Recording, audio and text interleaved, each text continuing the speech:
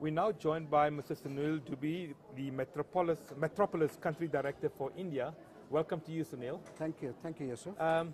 India, a country with many challenges, a prospering country, and we obviously, as South Africa, are part of BRICS. How do you see the role of Metropolis making a difference in the lives of ordinary Indians, for that matter? Let me first quickly say this is my first visit to Johannesburg, and I'm absolutely amazed with the amount of work this city has done to make this city safer. To give you an example, one of the biggest challenges what Metropolis faces today is how do we develop bilateral linkages between the cities for them to prosper, for them to work together, some key challenges. And in that regard, I say Johannesburg has got a huge potential. So are the other cities from South Africa and other BRIC nations to work together with number of Indian cities and the cities which are going through amazing challenges of rapid urbanization. If you look at it, what really challenges, what really makes people make people feel proud about city is the number one issue or the number one challenge we see in Metropolis is the safety. The safety is far more connected with people's pride in these cities, in the developing cities. Well, you take India, I mean, the rape of a young lady not only mobilized Indians, but mobilized the world against rape, which shows you of what needs to be done. Absolutely correct. And this is an example which brings all of us to start thinking that how issues in one city can effectively make some larger changes in other cities. What happens in India is not unique. What happened in that particular case, in fact, brought out some major policy changes which are directly affecting the cities. And these cities are not only in India, these cities are all over the world.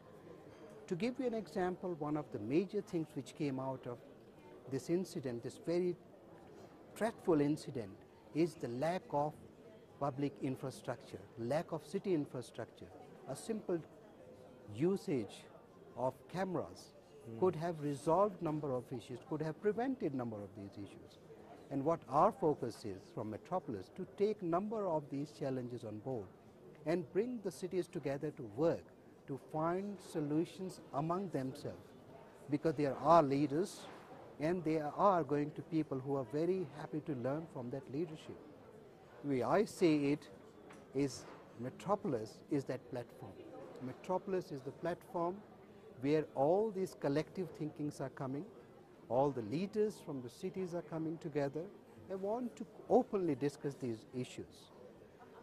I spoke about safety because safety has got the most fundamental issue in human life.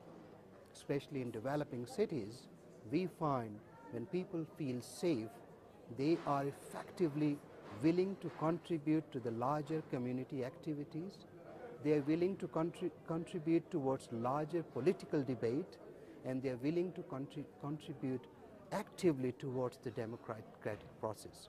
So I would put safety, public infrastructure, and then looking at communities' involvement in the policy making are the three major challenges. Let's take India. I would assume that housing is your number one priority, getting people into decent homes. Decent housing, absolutely. Yeah. Decent housing is a big challenge, and it is a top priority in Indian urbanization. Well, let's take another challenge for you, which is not only a challenge for the Indian people, but for the world, is the issue around pollution and caring for the environment.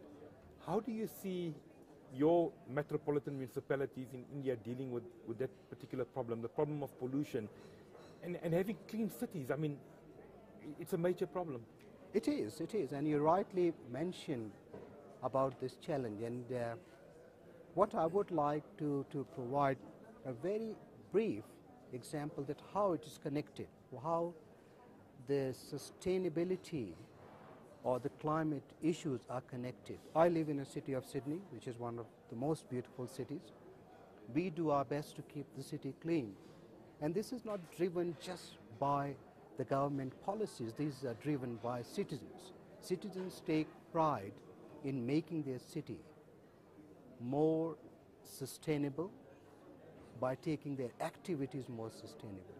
What happens in a port, for example, or in the southern belt of India, in fact, affects directly to the cities in Australia.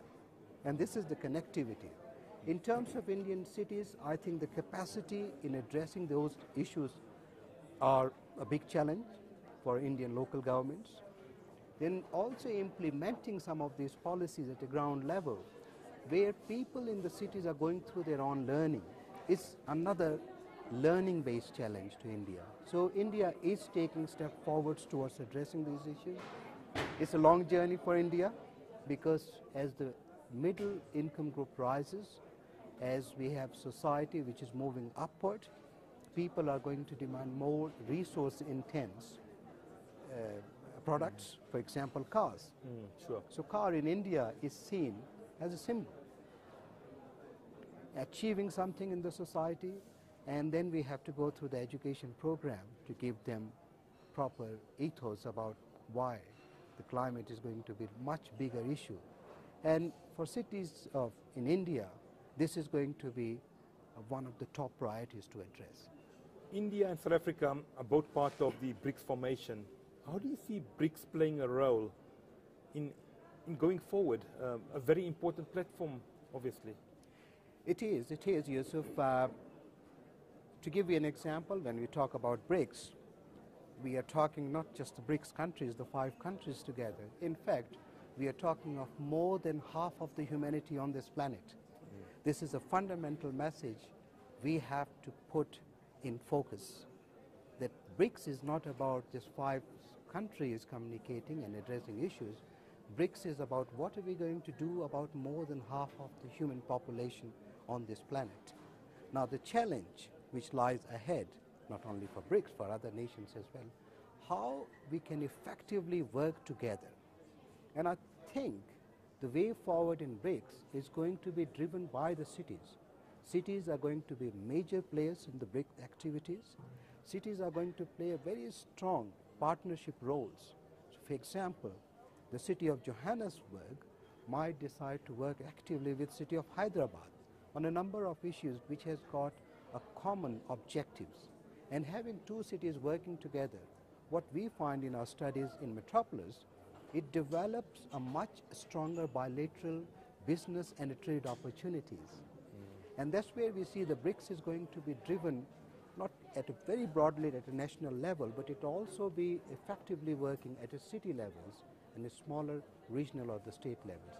And that's where I have a strong affiliation towards BRICS, that the results are going to be much quicker.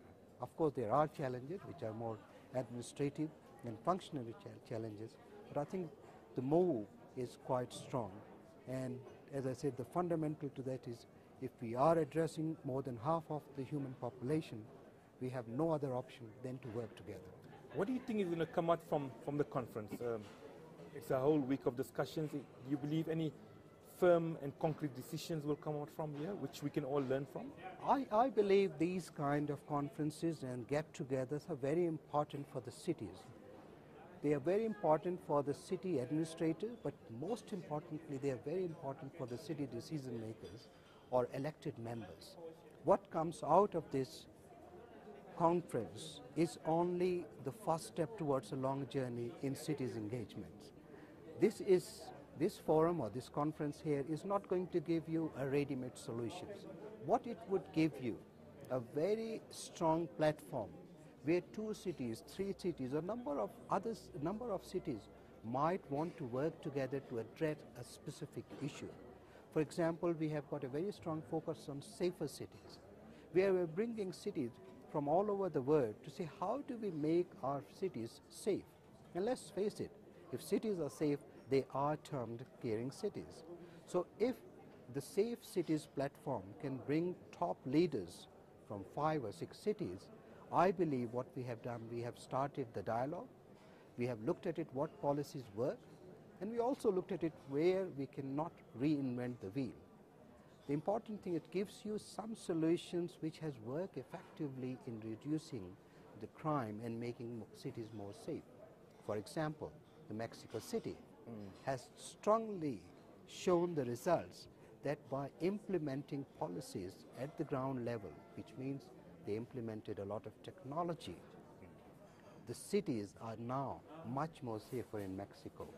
And those kind of examples would make cities' bilateral relationships stronger. Lastly, Sunil, the role of ordinary citizens, the ratepayer. I know in India you've got the Lead India initiative. In South Africa we've got Lead South Africa. How do you see the role of ordinary citizens rolling up their sleeves and trying to create not only safer cities but better cities?